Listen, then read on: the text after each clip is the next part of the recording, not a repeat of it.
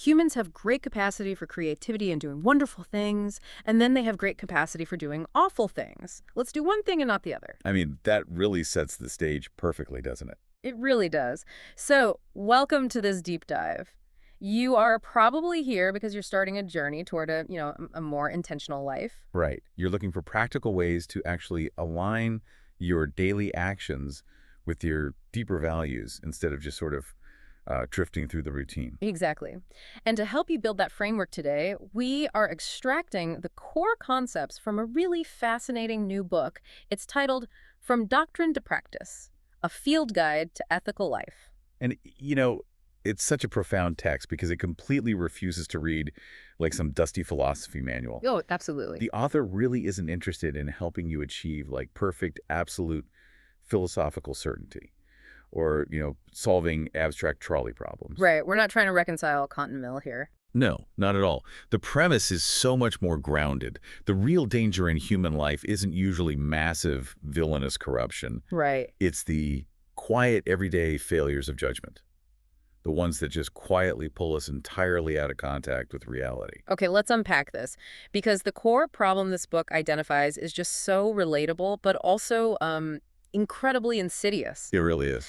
The author points out these situations where the actual machinery of a person's judgment is totally intact. Like, it produces answers, it sounds logical. But it has completely lost contact with the real world. Exactly. You have, say, the historical inquisitor who genuinely believes he is saving souls while, committing awful atrocity. Or, to use a more modern example, the bureaucratic administrator. Oh, right. The one who insists the system is working perfectly, even though it is visibly failing the very people it's supposed to serve. Yeah, they still have a framework, but the structure of their judgment has just utterly failed under pressure. Precisely.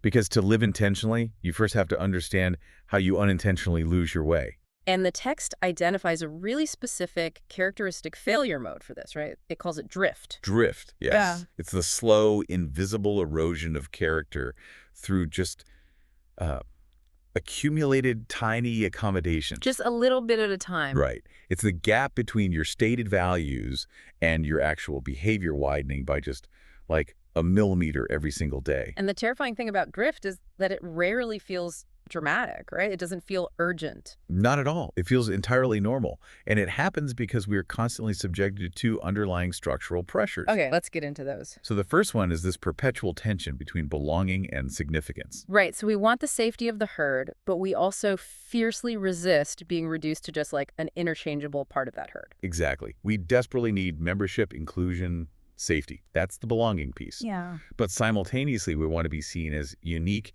irreplaceable individuals. That's the significance piece. And human beings will go to, extreme irrational lengths to satisfy these two divergent needs. Oh, absolutely. A person will endure intense humiliation or even participate in cruelty just to secure their place in an in-group. Or on the flip side, they might sabotage a perfectly healthy collaboration just to feel singular and necessary, Yes. And when those two needs diverge in a community or a workplace, the environment just becomes incredibly toxic. Resentment grows. Right.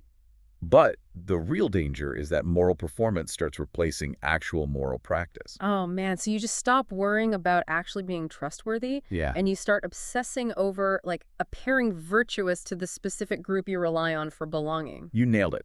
Your ethical compass is basically replaced by an audience. Wow. And that leads directly into the second structural pressure causing drift, which is narrative. Narrative, right. Because we don't encounter reality as a stream of raw, objective facts, do we? No, we encounter an interpreted world.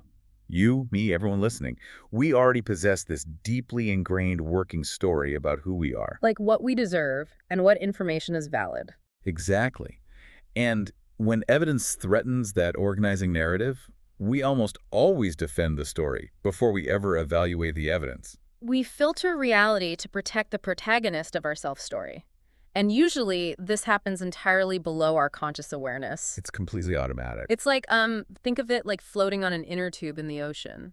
Okay, I like this analogy. Right. You're lying back, the sun is shining, the water is calm, everything feels perfectly fine. You don't feel the sensation of movement at all. You're just relaxing. Exactly. But then you finally look up, and you realize the invisible current has pulled you, 3 miles away from the shoreline. Wow, yeah. So if our own internal narratives are actively functioning as a filter, literally blocking the evidence that we're moving, how do we actually know we're drifting? What's fascinating here is we usually cannot tell, Really? Not at all. not from the inside. Right. We cannot reliably detect our own drift because we are using our compromised narrative to evaluate our compromised narrative. It's a closed loop. It is a totally closed loop. Yeah. When we drift, we don't suddenly wake up and declare ourselves bad people. Right. Nobody thinks they're the villain. Exactly.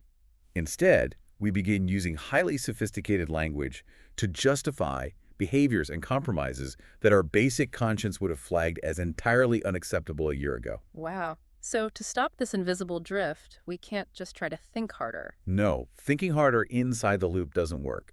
We have to fundamentally shift how we interact with reality itself. And that brings us to the book's really surprising, honestly kind of challenging take on the concept of attention. Yes, because if drift is caused by losing contact with reality, the only way to arrest that movement is to throw down an anchor back into the present moment. And the book argues that attention is that anchor, but it frames it in a way that feels, I don't know, almost radical today. It does feel radical. The text states literally, attention is the medium through which reality becomes available. Yeah, it argues that attention is not a productivity tool. It is a profound moral problem. It is the foundational moral problem of an intentional life. Really, the foundational one. Yes, because if your attention is constantly divided and fragmented, your perception of the world just becomes distorted. Right. A fractured attention span inevitably leads to flattened, superficial relationships. Your professional and personal work becomes entirely reactive. Just putting out fires all day. Exactly. Your lived experience turns thin and discontinuous. You simply cannot exercise sound judgment, empathy, or sustained care if you've lost the basic capacity to pay attention. Okay, wait a second. I gotta push back on this a little bit. Oh, for it. Checking my phone 100 times a day makes me an inefficient worker, sure. It means I'm distracted. But are you seriously arguing that refreshing my feed is making me a less ethical person? In a very real structural sense, yes. Wow. Because you are continually depriving yourself of the only medium through which reality is perceived. You cannot act ethically toward a reality you cannot sustain focus on. That is heavy. But I guess the ancient wisdom traditions understood this deeply, right? Like millennia before the smartphone or the infinite scroll were even invented. Oh, entirely. The Stoics cultivated this practice called prosoche. Right, prosoche. Yeah, which was a disciplined, continuous attention to the present moment and to what was within their moral control. It wasn't about being more efficient. No, it was about moral vigilance. And Buddhist traditions formalized mindfulness for the exact same reason. And you look at monastic cultures, they built their entire daily rhythms around this. Alternating prayer, study, physical labor, silence. All around the explicit protection of human attention. They recognize that the human capacity for perception deteriorates rapidly when the mind is just constantly fragmented by external stimuli. Exactly. So for you listening, trying to navigate a world that is economically incentivized to shatter your attention, how do you actually protect it? Well, the book offers several practical disciplines to build into your personal architecture. And one that really struck me is this concept of closing open loops. Yes, that's a crucial one. The idea here is that unfinished obligations impose a massive, invisible cognitive drag on your mind. It's exactly like having 80 tabs open in your computer's web browser. Oh man, I hate that. The fan starts spinning loudly, the battery is draining rapidly, everything is lagging. Right, and it's because all those background processes are just eating up your RAM. Yeah, and vaguely held intentions, unmade decisions, lingering tasks, they do the exact same thing to your brain's processing power. They create a psychological fog. So creating a trusted, reliable system to capture and resolve those open loops, it isn't about being an organizational fanatic. It's not just a productivity hack. No, it is a necessary defense mechanism. It prevents your mind from subconsciously having to guard and remember all these sprawling responsibilities you aren't even actively dealing with. And when you clear that cognitive load, you actually have the mental bandwidth to see the person sitting right across from you at the dinner table. Exactly. Which naturally leads to the second major discipline for protecting attention, which is protecting recovery. Right, sleep. Sleep, profound rest, silence. These are not optional maintenance tasks you just, squeeze in when the work is finally done. Rest is not merely the absence of work. No, it is the active space where psychological integration and moral clarity actually happen. The text makes a point of saying that people who appear tireless and endlessly productive are usually not transcending human limits at all. They've simply mastered the art of recovering effectively. Right, so rest is an active component of maintaining an ethical life, but fixing your attention and your recovery doesn't solve the whole puzzle, does it? Unfortunately, no. Because you might have perfect attention, you might be completely rested, you might know exactly what your intentional life should look like, and yet you still fail to act on it. You still make the wrong choice. Why? Well, that is the classic human dilemma right there. The ancient Greeks called it akrasia. Akrasia, the divided will. Exactly. The frustrating gap between knowing what is good and actually doing what is good. And the text points out something vital for anyone building an intentional life, right? This gap between knowing and doing is almost never an informational problem. Rarely.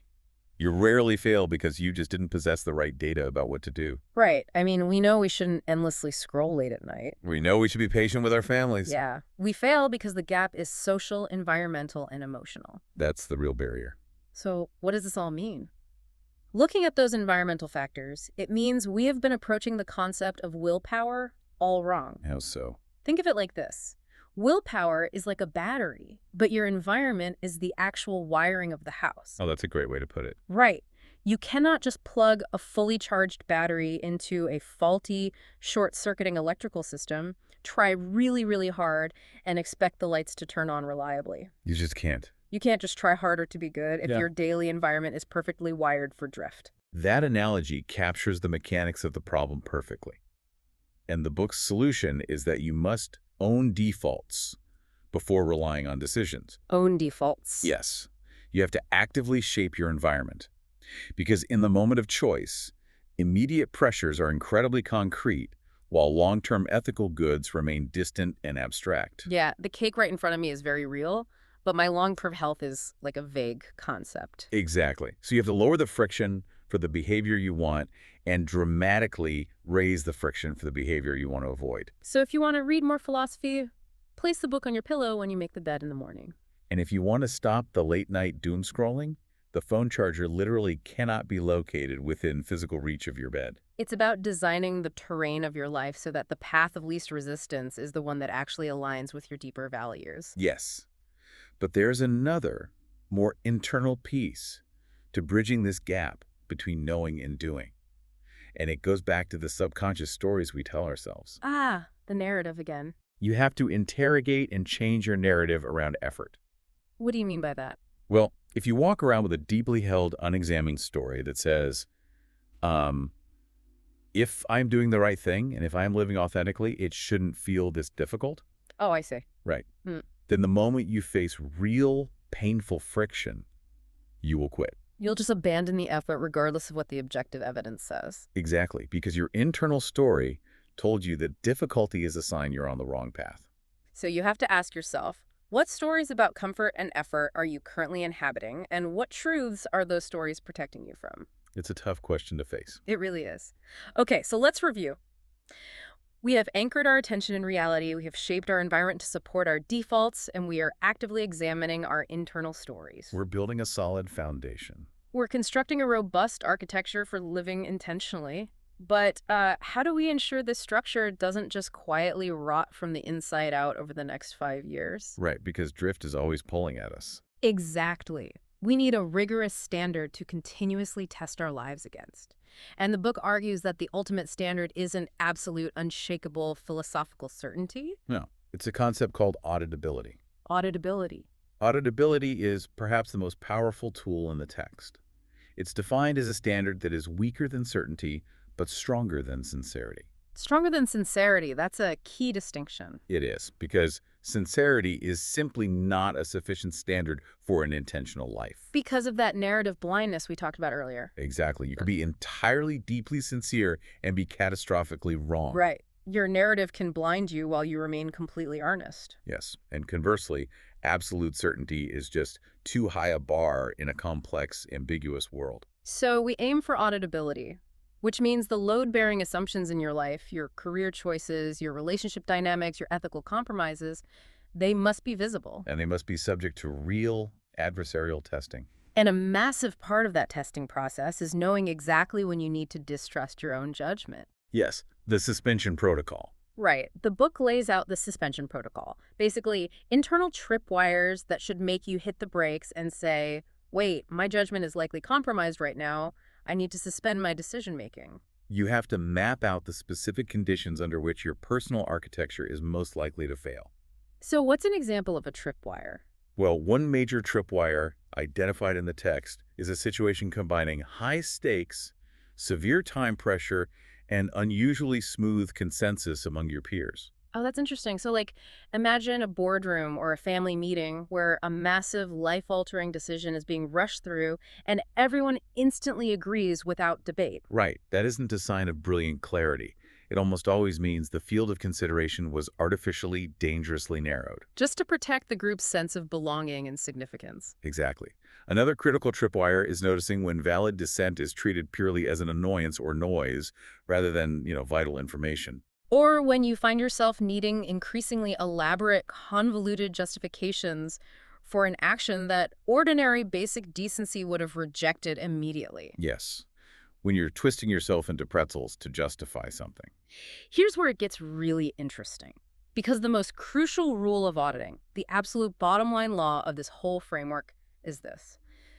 No one fully audits their own narrative from inside it. It is physically and psychologically impossible to be entirely objective about the story you are the protagonist of. But the book doesn't leave us hanging, right? It gives us practical, quantifiable metrics we can use to try and catch our own drift before it's too late. Yes. These metrics take that abstract fear of drift and make it sharply visible in your daily life. Let's look at the compromise count. You literally sit down, look back over your past month, and count the specific instances where you chose to keep the peace or stay viable. Or not rock the boat. Yeah, instead of acting with clear integrity, you put a hard number on it. That's sobering. It is. And then there is the reversibility test, which I just think is brilliant. Well, I love this one.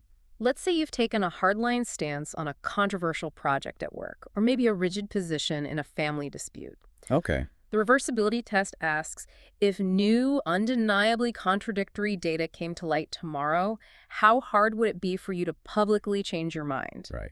How much social capital would you lose? Exactly. If the answer is, I would lose all of my standing in my community, then your identity has become locked in. If it's getting harder and harder to reverse course, you are no longer objectively evaluating reality. You are drifting. Wow.